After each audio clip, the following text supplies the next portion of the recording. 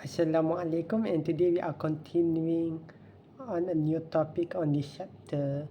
So it's the same as last time, but this time it's a new topic called the sacrilegious war and Al-Fudol Confederacy.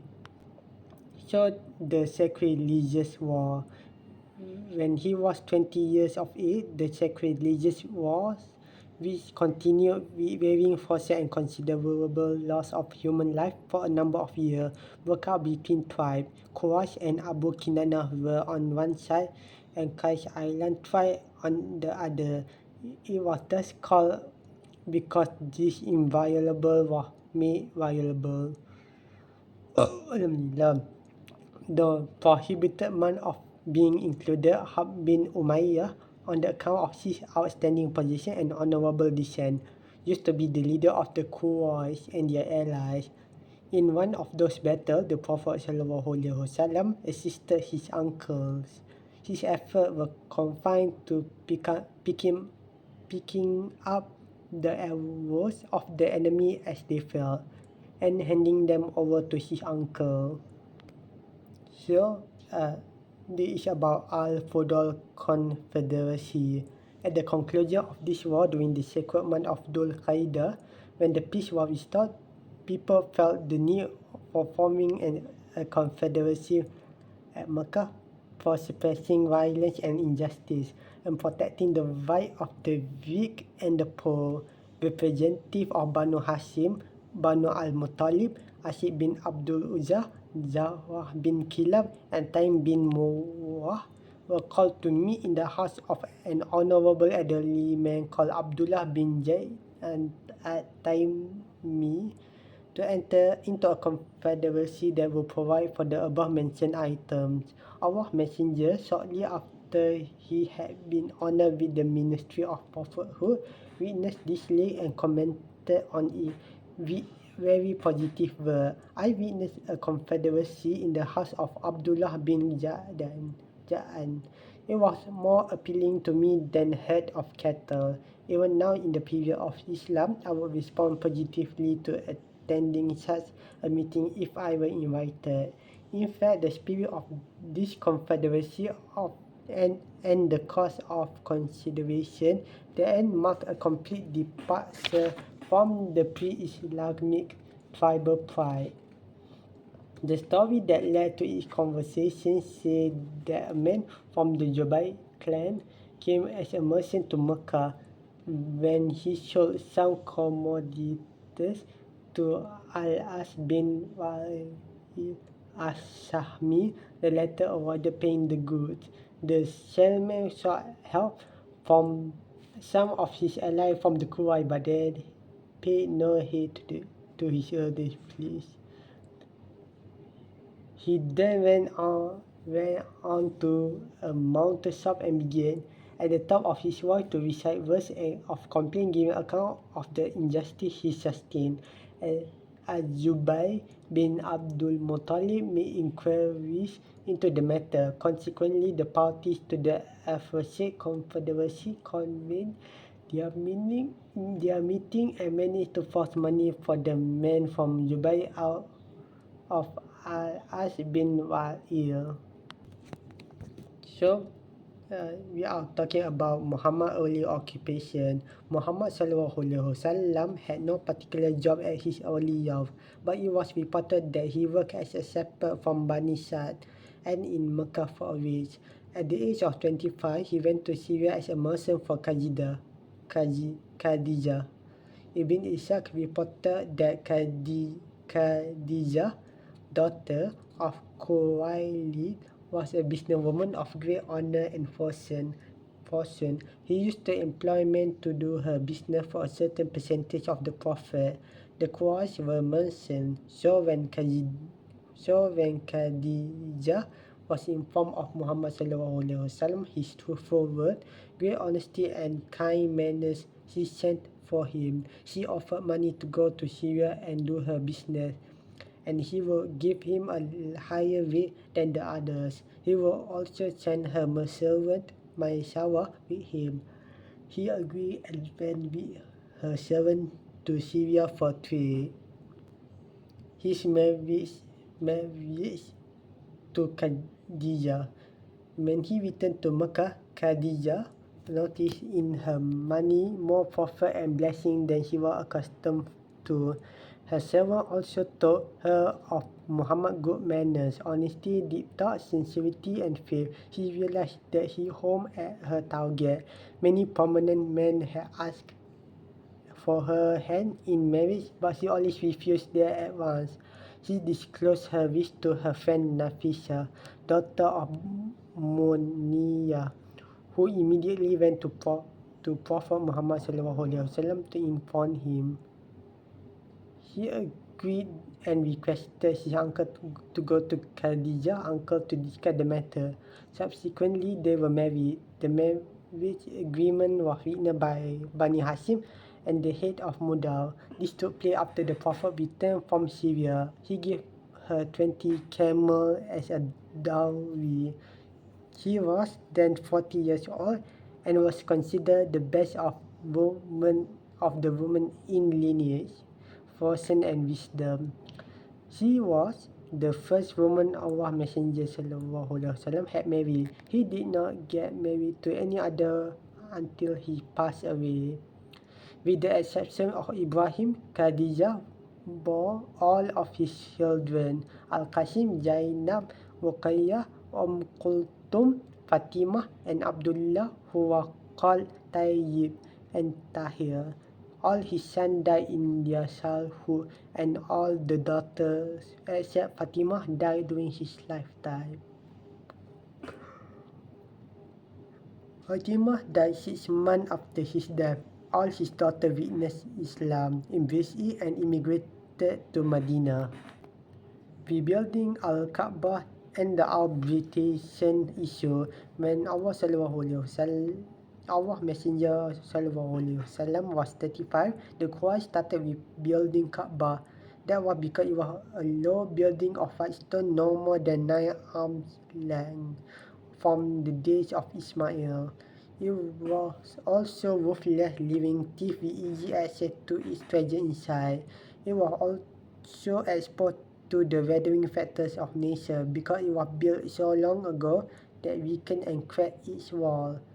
5 years before prophethood, there was a great flood in Mecca that swept over Al-Kaabah and almost demolished it. The Quraysh were obligated to rebuild it to safeguard its holiness and position. The Shia of the Quraysh decided to only use licit money in rebuilding Al-Kaabah. So all money derived from immoral means, usury, or unjust practice were excluded. They were at first too fearful to knock down the wall, but Al-Walid bin Al-Mughira Al-Makhzumi begin the task. Seeing that no harm had happened to him, the others participated in demolishing the walls until they had reached the bases laid by Ibrahim. When they started rebuilding its wall, they divided the work among the tribes. Each tribe was responsible for rebuilding a part of it. The tribe collected stone and started work. The man who laid the stone was a Roman mason called Bakum. The work went on in harmony until the time came to put the sacred black stone in its proper place. Then strife broke out among the chiefs and lasted for 4 or 5 days, each contesting for the honor of placing the stone in position. Daggers were on the point of being drawn, and great bloodshed seemed imminent. Luckily, the oldest among the chiefs, Abu Umayyah and bin Mughira al-Makhzumi, made a proposal that was accepted by all. He said, "Let him who enters the sanctuary first of all decided on the point." It was then Allah willed that the Messenger of Allah ﷺ should be the first to enter the mosque. On seeing him, all the people present cried with one voice, "Al-Amin, the trustworthy has come. We are content to abide by his decision." They informed him for their objective. He asked for a mantle, spreading it on the ground, placing the stone in its center. He then asked the representative of the different clans among them to lift the stone all together. When it reached the proper place, Muhammad SAW laid it in the proper position with his own hands. This is how every tense situation was is, and a grave danger averted by the wisdom of Prophet SAW. The Quraysh ran out of the licit money they collected, so they eliminated an area covering 6 arm length on the northern side of Al-Kaaba, which is called Al-Hijr and Al-Hatim. They raised its door from the level ground to let in only the people whom they desire. When the structure was 15 arms length high, they erected the roof with rested on its columns. When the building of Al-Kaaba was finished, it assumed a square form about 50 meters high. The side with the black stone and the one opposite were 10 meters long each. The black stone was 1.5 meters from the circumambulation level ground. The two other sides were 12 meters long each. The door was 2 meters high from the level ground. A building structure of 0.25 meter high and 0.3 meter wide. On the area surrounding Al-Kaaba, it was called as Sadr-Rahwan, originally an integral part of the sacred sanctuary, but the Quraysh left it out. So this is the summary of Muhammad biography before commissioning of the prophethood. The Prophet Muhammad SAW was in his youth a combination of the best social attribute. He was an exemplary man of weighty mind and faultless insight. He was favored with intelligence, originality of thought, and accurate choice of the means leading to accurate goals. His long silence held favorable in his habit of meditation and deep investigation into the truth.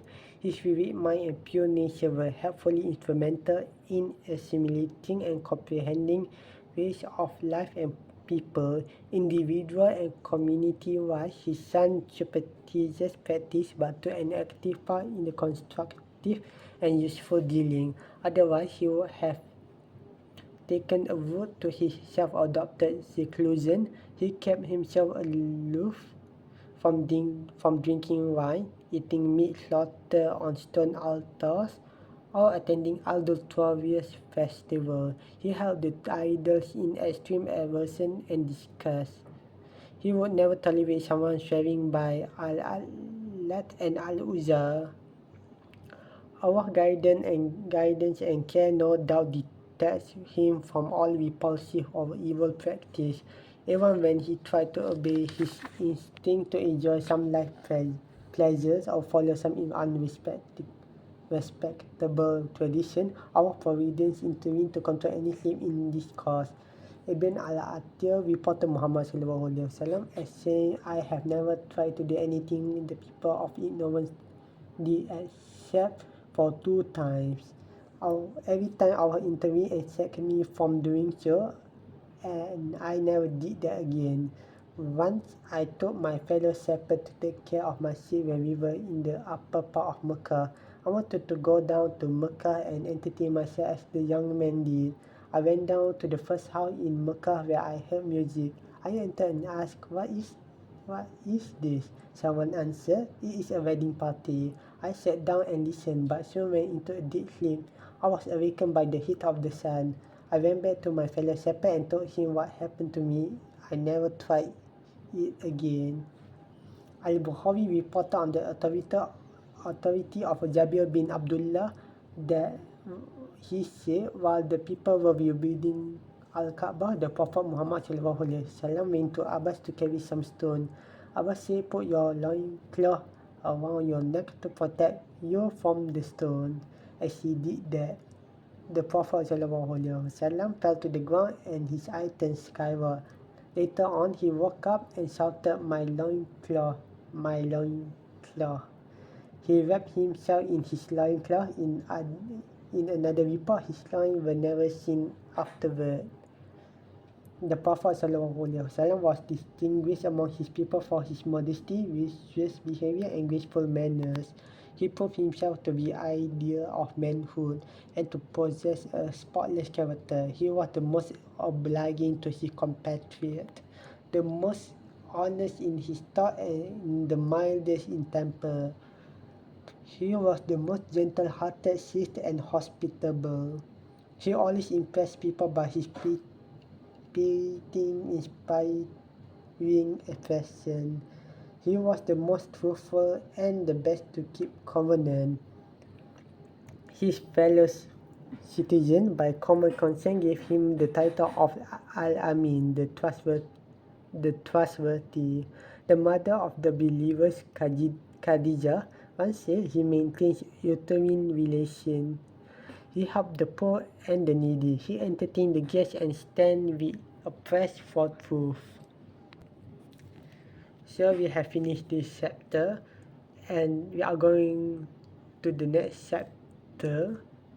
It's a short chapter and it's more like a summary of what to come next. So I will read you this. The Meccan period. The life of Allah's Messenger divided into two periods after Allah honored him with prophethood and the message. Each of these periods of his life were distinguished from the other.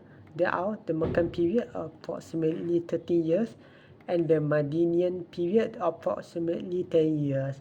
Each period is made up of different levels, each of these levels being specifically distinct from the other. This becomes apparent after a brief investigation into the phase that the invitation to the message passed through during each of the two periods. The Meccan period may be divided into three levels. The first is the phase of secret invitation, which lasted for 3 years. The second is the phase of public invitation to the people of Mecca, spanning from the beginning of the 4th year of prophethood until he migrated to Medina. And the third, the phase of invitation outside of Mecca, from the end of the 10th year, the prophethood, through the Madinian period until the end of the prophet's life. The period of the Madinian phase is discussed in its appropriate place. So that is all for today. The next video we will be talking about the new topic and we will be talking about the life in Mecca. And Assalamualaikum.